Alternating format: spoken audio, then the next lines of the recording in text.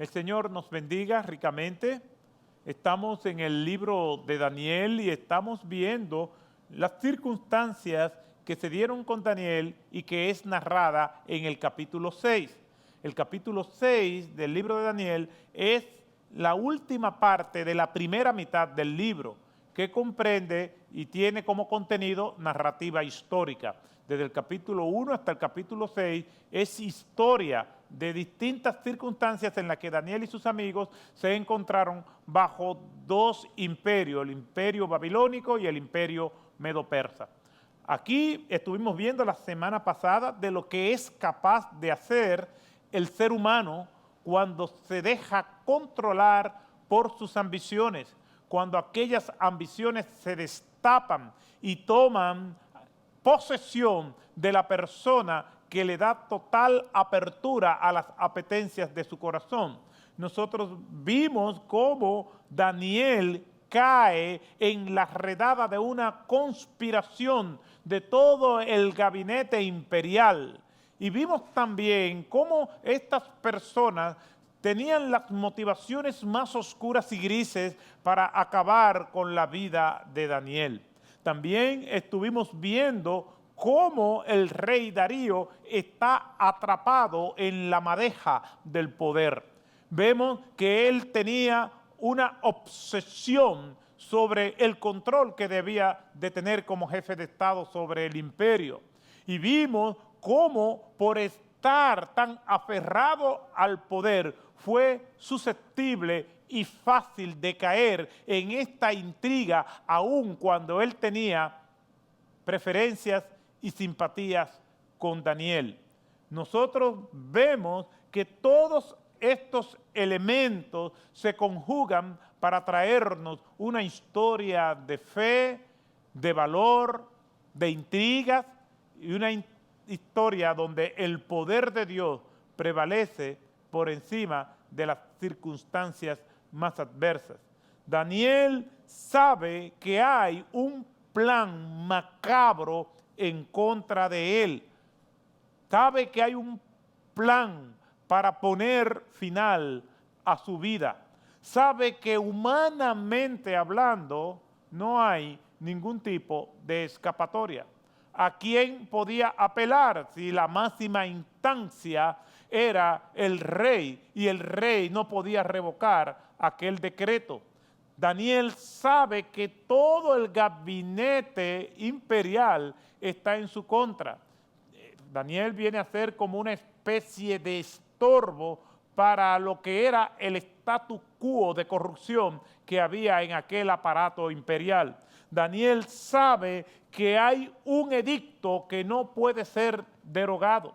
Daniel sabe que tienen tiempo maquinando y planificando lo que ellos ya estaban viendo como el problema resuelto. No era un asunto improvisado. Cuando nosotros vamos a la Escritura, nos damos cuenta que esas maquinaciones de los adversarios de Daniel tenía ya tiempo. Mire cómo dice en el capítulo 6, en el versículo 4. Entonces los funcionarios y sátrapas buscaron un motivo para acusar a Daniel con respecto a los asuntos del reino, pero no pudieron encontrar ningún motivo de acusación ni evidencia alguna de corrupción, por cuanto él era fiel y ninguna negligencia ni corrupción podían hallarse en él. Ellos estaban buscando a Daniel, estaban buscando la manera, tenían tiempo ya viendo cómo ellos podían atrapar, pero ya como hemos leído, Daniel ni era corrupto, ni era negligente, y era una persona fiel a Dios y fiel a los intereses del Estado, fiel a sus funciones. Había una congruencia entre la predisposición que tenía Daniel para servir y lo que eran sus actuaciones. Sabía que probablemente el único estorbo que había era él mismo. Daniel lo sabía, él estaba claro de que todas estas personas se habían enemistado contra él, colegas, funcionarios que estaban por debajo de él, simplemente porque no soportaban la integridad de Daniel. Y la semana pasada estábamos viendo ese tema. ¿Qué es lo que le molesta a estos hombres? Molesta la integridad, molesta actuar bien, molesta que haya personas que se conducen por el camino derecho, por el camino correcto, molesta que haya personas que andan en la misma ruta del sol, principalmente para aquellos que andan en la sombra. Todo eso molesta. No creamos nosotros que porque andemos en lo correcto, nosotros nos vamos a ganar el favor y la buenaventura de los demás. Al contrario, probablemente vamos a tener que degustar el ajenjo y el infortunio con mayor facilidad por hacer lo correcto que por caer en la danza de lo incorrecto y dejarnos llevar. Daniel sabe todas estas cosas y estos individuos tenían tiempo tramando. Mire cómo dice la nueva versión o la Reina Valera. Miren cómo dice la Reina Valera de este mismo versículo 4 del capítulo 6.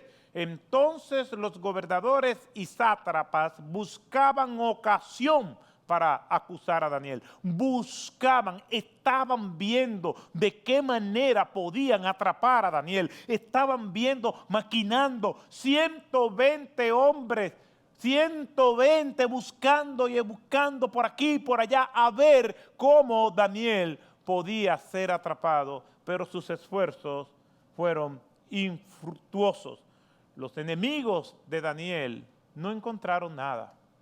Daniel sabía todo lo que se estaba tramando en su contra, pero ellos también sabían algunas cosas acerca de Daniel. Tenían tiempo tramando y por fin ya había llegado el momento para el golpe final. Ellos sabían que Daniel estaba acorralado desde sus perspectivas humanas.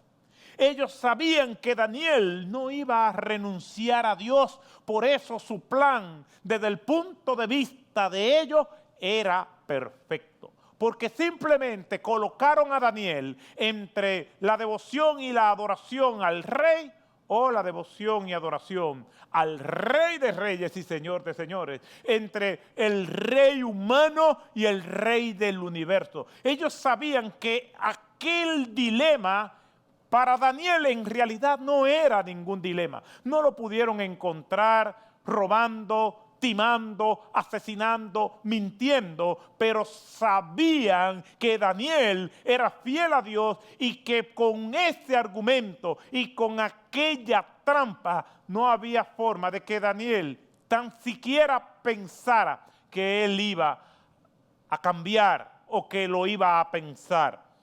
Tenían tiempo tramando. Sabían que Daniel no iba a renunciar a su Dios y que por lo tanto prefiere la muerte antes que faltarle. Ellos saben todo eso porque conocían bien a Daniel. Probablemente le tiraron trampas, le tendieron trampas para que cayera en algunas de las intrigas de ellos como funcionarios. Y ninguna de las trampas, ninguna de los entramados en que ellos quisieron que Daniel se viera envuelto, tuvo éxito. Sin embargo, ahora, desde su punto de vista, su plan es perfecto porque conocen a Daniel. Sin embargo, hay algo que ellos no saben. Ellos saben quién es Daniel, pero ellos no saben quién es el Dios de Daniel. Ellos no saben de lo que es capaz el Dios de los ejércitos, creador de los cielos y de la tierra, por sus hijos, no solamente con Daniel, sino con todos los personajes que nosotros vemos en las Escrituras. Y contigo y conmigo también Dios ha sido fiel, Dios ha sido poderoso, Dios ha sido bueno y así seguirá por toda la eternidad. Miren lo que dice Daniel, capítulo 6, versículo 10. Cuando se da cuenta de toda aquella conspiración, Daniel nos da lecciones de cómo nosotros debemos reaccionar cuando nos enfrentamos a la maldad, cuando nos enfrentamos a la adversidad, cuando la tormenta arrecia, cuando el diagnóstico es reservado, cuando las noches son largas, cuando el camino está empantanado, cuando la arena movediza parece tragarnos, cuando la densa oscuridad no nos deja ver. ¿Cómo nosotros reaccionamos a estas realidades? Daniel capítulo 6, versículo 10 nos da la respuesta. Cuando Daniel supo que había sido firmado el documento, el decreto, el edicto imperial, de que todo aquel que no le orara al rey Darío durante un mes fuera echado en el foso de los leones. Daniel era funcionario, se dio cuenta ya que el edicto ha sido firmado. Cuando se dio cuenta, Daniel entró a su casa. En su aposento superior tenía ventanas abiertas en dirección a Jerusalén, y como lo solía hacer antes, continuó arrodillándose 3 veces al día, orando y dando gracias delante de su Dios. ¿Cómo nosotros respondemos a la adversidad? Estamos enfrentando un problema. ¿Qué es lo primero que nos llega a la mente?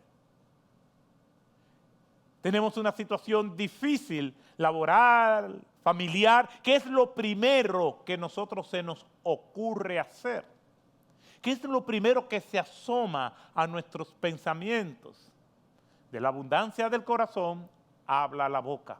Si una persona está llena de Dios, lo primero que le va a venir a la mente es recurrir a Dios. No importa si tiene dinero, no importa si tiene influencia, no importa si puede hacer cosas conforme a sus capacidades humanas. No, una persona que depende de Dios, a pesar de tener todo lo que humanamente una persona pueda tener, ante la adversidad, ante los problemas, ante las tribulaciones, lo primero que hace es que acude al Dios del universo y puede tener acceso a esa corte universal, a ese Dios dueño del cosmos. Tenemos acceso libres para nosotros ir allí y clamar delante de Él.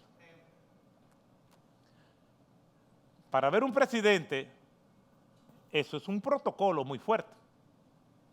He tenido en ocasiones que reunirme con presidentes, funcionarios, gobernadores, y uno llega y te pasan por varias salas. Hay un encargado de protocolo que te dice cómo deben ser las cosas. Y te dice lo que se debe de hacer, lo que no debe de hacer. Y tú llegas allí y te dejan esperando. Y pasan los minutos, las horas. Los seguridad, todos te ven de manera sospechosa. Y ver a un funcionario, a un presidente, mientras más elevado está, más largo es el tiempo de espera. Y a veces, como me ha pasado, después de un largo tiempo de espera, sale una asistente muy simpática y te dice, no lo va a poder recibir hoy.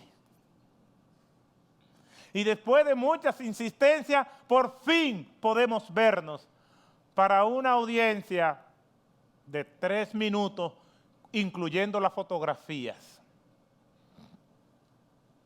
Para después de ahí salir y ver que todo el tiempo que invertiste no sirvió de nada. Simplemente para desarrollar tu paciencia y para afianzar tu confianza en el Señor. Con Dios no sucede así. No importa la adversidad que nosotros estemos viviendo. No importa los problemas complejos, agudos. Nosotros tenemos acceso libre al trono de la gracia. Nosotros tenemos acceso libre al dueño del universo. Allí no hay seguridad, allí nadie te está mirando de reojo, allí no está nadie viéndote como un sospechoso.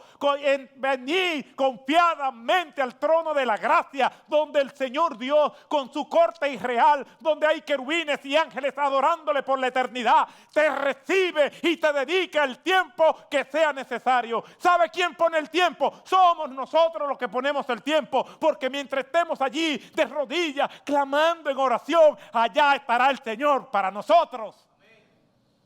No hay límite de tiempo. Daniel sabe eso.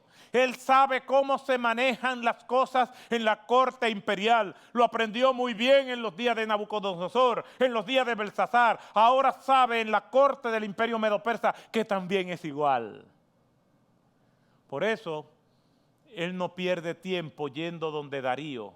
Donde él va donde el rey de Darío, el Dios del universo. Darío está puesto allí porque el Dios del universo así lo permitió. ¿Y qué hace? Daniel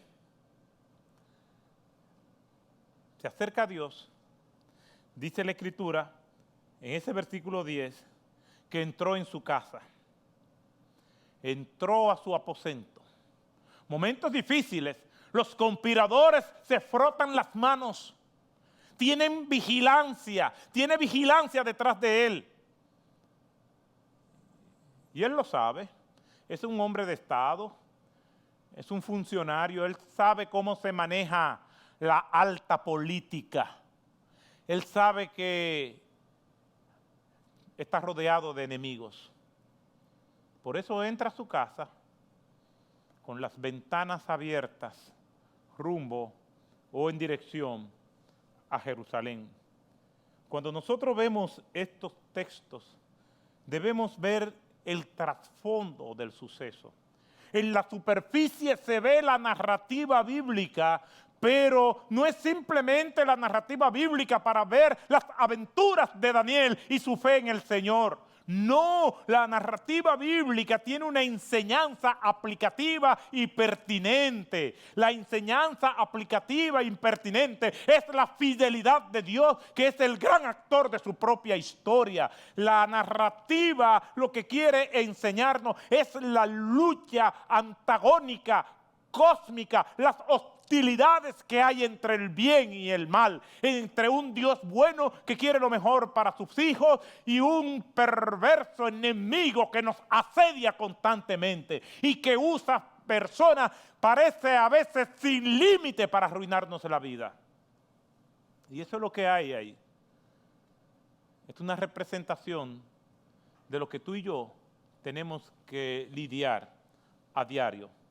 Daniel se presenta delante de Dios y abre las ventanas y prácticamente, públicamente, hace lo que está prohibido que se haga durante un mes.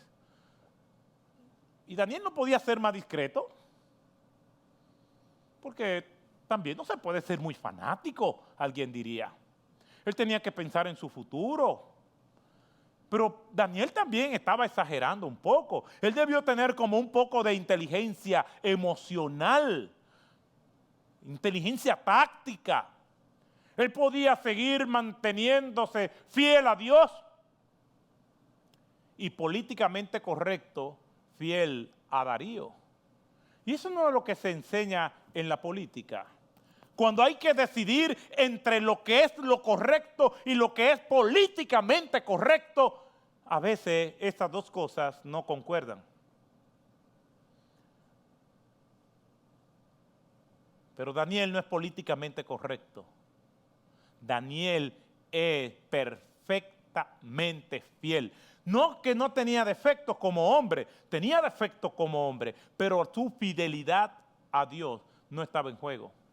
¿Qué nosotros hacemos? ¿Qué nosotros decidimos cuando tenemos que tomar una decisión políticamente correcta o una decisión ética y moralmente correcta?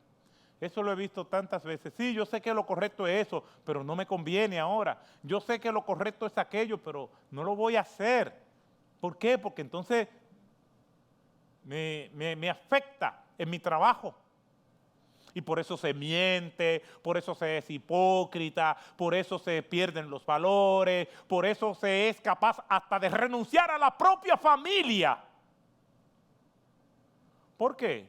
Porque las personas tienden a tomar decisiones sobre la base de lo que es políticamente correcto.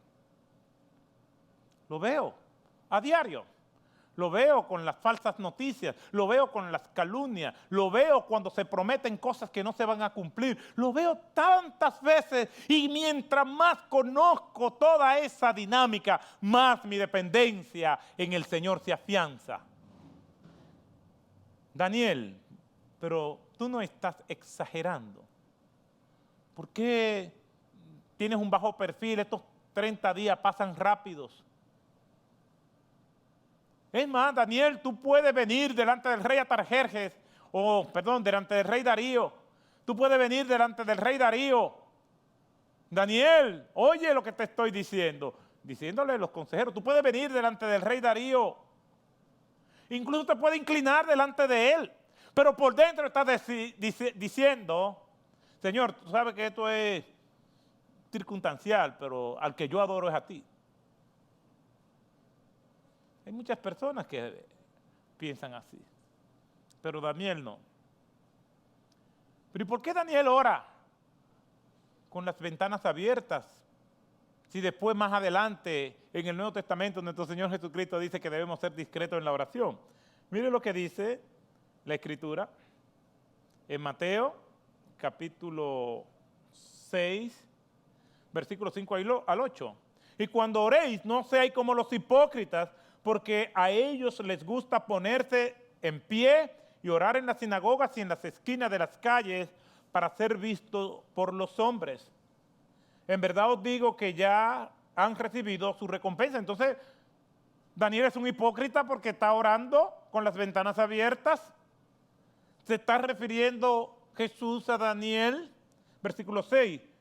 Pero tú, cuando ores, entra en tu aposento y cuando hayas cerrado la puerta, ora a tu Padre que está en secreto.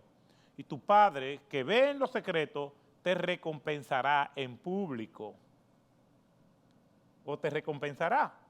Y al orar, no uséis vanas repeticiones sin sentido como los gentiles, porque ellos se imaginan que serán oídos por su palabrería. Por lo tanto, no os hagáis semejantes a ellos, porque vuestro Padre sabe lo que tenéis necesidad antes de que vosotros le pidáis. Sin embargo, eso no es lo que hace Daniel. Aquí vemos a Daniel orando de una manera diferente. Cuando Daniel supo que había sido firmado el documento, entró en su aposento, en su casa superior, que tenía las ventanas abiertas, y allí oró para que todo el mundo lo viera. ¿Pero por qué se oraba con las ventanas abiertas? ¿Había alguna ley, alguna tradición, alguna costumbre? ¿O fue por eso que Daniel lo hizo? Miren lo que dice el primer libro de los Reyes cuando Salomón está dedicando el templo que él construyó a Dios. Primer libro de los Reyes, capítulo 8, versículo 48. Si se vuelven a ti con todo su corazón y con toda su alma en la tierra de sus enemigos que lo llevaron cautivos, y oran a ti, vueltos hacia la tierra que diste a sus padres. ¿Cuál es la tierra que diste a sus padres? Jerusalén. Y si oran a ti, vueltos hacia Jerusalén, hacia la ciudad que has escogido y hacia la casa que he edificado a tu nombre. Los judíos tenían la costumbre de orar con dirección a Jerusalén. Era una costumbre. Abrían las puertas de las ventanas, abrían las ventanas y oraban en dirección a la ciudad de Jerusalén, en dirección al templo. Después, con la caída del judaísmo y el movimiento de los esenios que habitaron en las cuevas de Qumran, ahí frente al Mar Muerto, en protesta porque ellos entendían que el templo y el judaísmo se había corrompido, hacían todo lo contrario. Cuando oraban a Dios, entonces oraban de espalda a Jerusalén. Pero la costumbre era esa. Si la costumbre era esa, no era una ley, era una tradición que con gusto ellos siempre ejercían, siempre practicaban. Si eso es lo que ellos hacían, no importa dónde estuvieran, no importa en qué contexto estuvieran, ellos siempre iban a orar con las ventanas abiertas en dirección a Jerusalén. Si esa era la manera de hacerlo en estos momentos difíciles, no era el momento de cambiarlo. Era el momento de seguir haciéndolo. El versículo 10 comienza entonces presentándonos la reacción de Daniel. Todos los versículos anteriores nos presentan todas las maquinaciones, las intrigas de sus enemigos. Y la narrativa bíblica abarca una cantidad considerable de versículos haciendo todas las marañas que ellos hicieron en contra de Daniel. Y ahora vemos a Daniel en acción, orando. Él sabe, se da cuenta del todo el plan que hay para aniquilarlo. Estaba en plena marcha, pero su reacción fue de ecuanimidad y tranquilidad frente al peligro. Peligro de sus enemigos, peligro por el decreto que fue firmado y peligro por la pena que le esperaba. A pesar de todos estos peligros conjugados, Daniel está enfocado en Dios y esperando en Dios. No hay desesperación ni intranquilidad, no hay improvisación alguna ni ansiedad, no hay lamento ni calamidad, no hay zozobra ni enfado, no hay vaciedad, no hay engaño, no hay pisadas en falso, no se esconde como ermitaño. Él ha de hacer lo que siempre ha hecho. No importa que sus enemigos estén al acecho. Eso hace Daniel. La reacción de Daniel evidencia que no está considerando ninguna otra opción que no sea mantener su fidelidad a Dios, su entereza a Dios, su disposición de servir a Dios, aun cuando estaba ya en el invierno de su vida. Él pudo pensar en orar en privado, en otras soluciones que pudieran hacerle pasar aquel mes con discreción. No, sus hábitos de orar 3 veces al día, con las ventanas abiertas y de rodillas, no iban a ser cambiados. No iba a dejar tu adoración a un Dios eterno que siempre ha estado con él por un Dios pasajero, finito y limitado. Los funcionarios y sátrapas estaban reunidos ya para dar el golpe final. Tenían reuniones con el rey constantemente. Daniel sabía que humanamente no había forma de escapar. En algún momento iban a tener que enfrentarse al rey. Y allí aquellos funcionarios adulones y corruptos iban a tener que inclinarse e iban a orar al rey y lo iban a lisonjear y a adorar y a alabar. Entonces Daniel sabía que no había ninguna solución que no fuera seguir confiando en el mismo Dios que lo llevó hasta donde él estaba.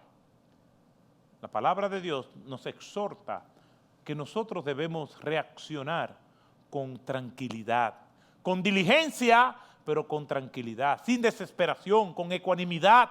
A veces la manera en cómo nosotros reaccionamos a los problemas complican más los problemas.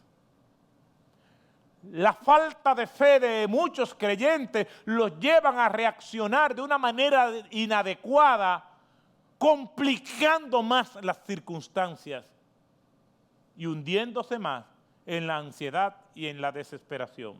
Miren lo que dice la Escritura en Mateo capítulo 6, versículo 35.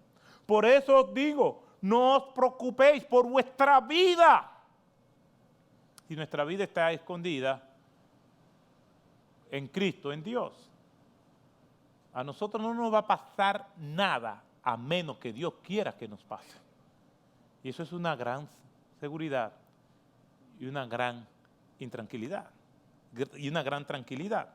Por eso no os preocupéis por vuestra vida, qué comeréis o qué beberéis, ni por vuestro cuerpo, qué vestiréis.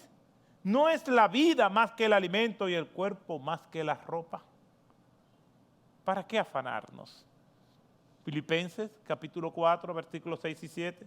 Por nada estéis afanosos, por nada estéis estresados, ansiosos, por nada estéis preocupados en descontrol.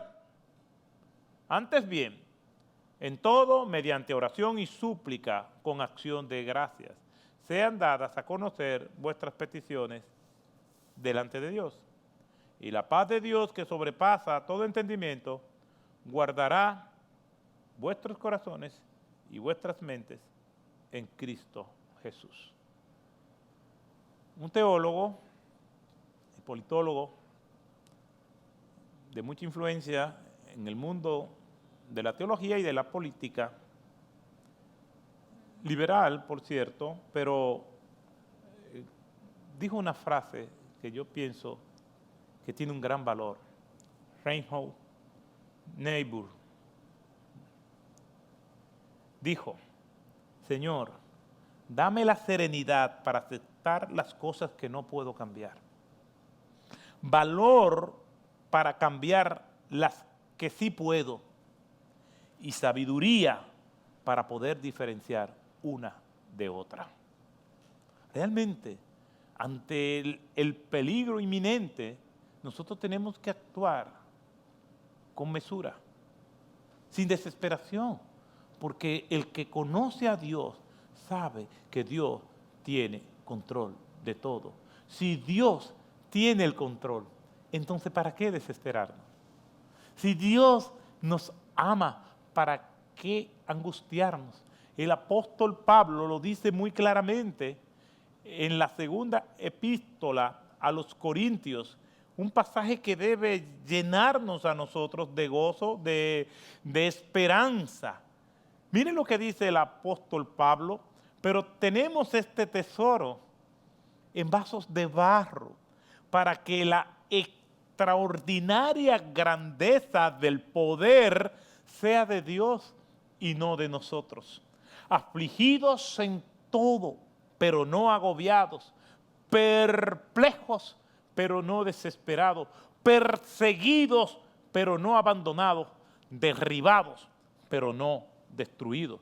Sí que estamos en pruebas, en situaciones difíciles, pero el Señor nos exhorta a que nosotros veamos la historia de Daniel no simplemente como una pura narrativa histórica, que lo es, sino que eso tiene normas para que nosotros podamos aplicarla ante los momentos de inseguridad, ante los momentos de calamidad o a los momentos de bendición. No nos olvidemos que nuestra primera opción es el Señor, para pedirle que nos ayude o para agradecerle por las bendiciones que nos ha dado.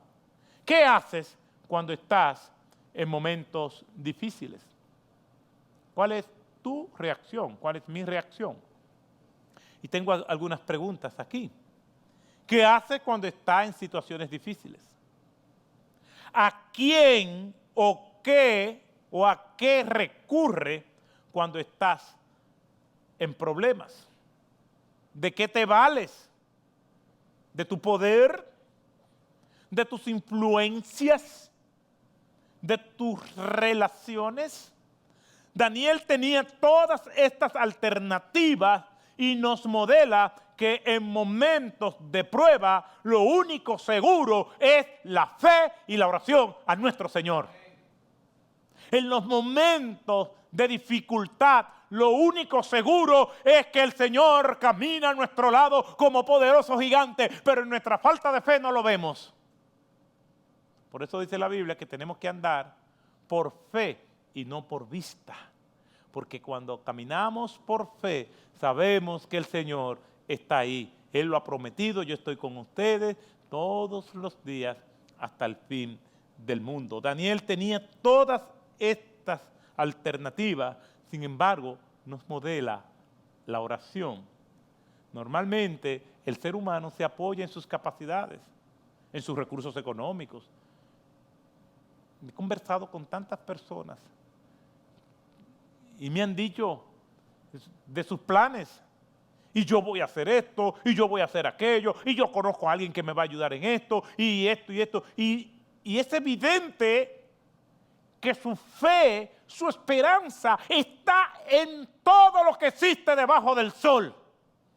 Está poniendo su fe en lo creado antes de poner su fe en el Creador.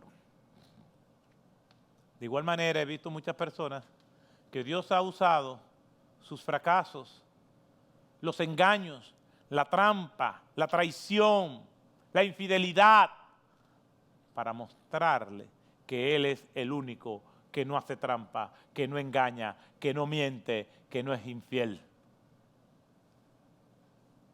Mire lo que dice la Escritura en Proverbios capítulo 3, versículos 5 al 8. Confía en el Señor con todo tu corazón y no te apoyes en tu propio entendimiento o en tu propia prudencia. Reconócele en todos tus caminos y Él enderezará tus sendas. No seas sabio a tus propios ojos. Teme al Señor y apártate del mal. Será medicina para tu cuerpo y refrigerio para tus huesos. Nehemías nos confirma esto que también dice en el libro de los Proverbios, en Nehemías capítulo 1, versículo 5, cuando les dijeron las tristes historias de la condición en que se encontraba la ciudad de Jerusalén. Cuando oí estas palabras, me senté, lloré e hice duelo algunos días y estuve ayunando y orando delante del Dios de los cielos. ¿Cómo reaccionamos ante las pruebas?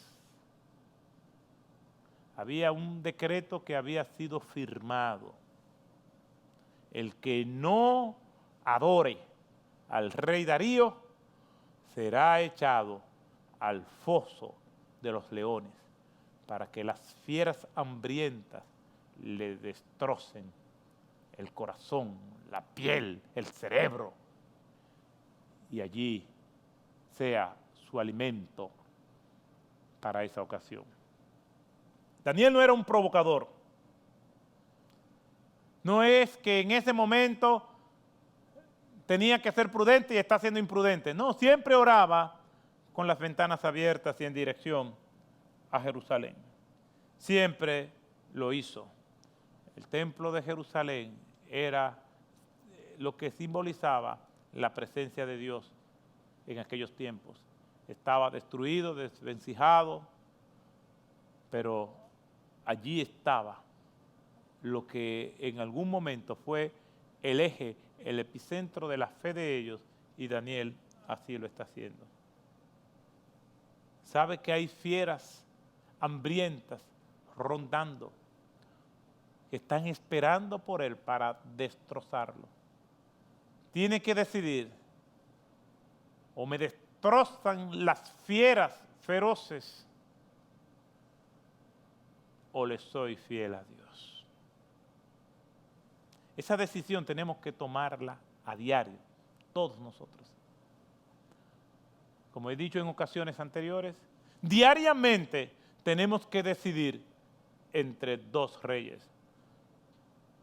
Todos los hombres de Dios que vemos en las Escrituras y mujeres de Dios en las Escrituras tuvieron que decidir entre dos reyes.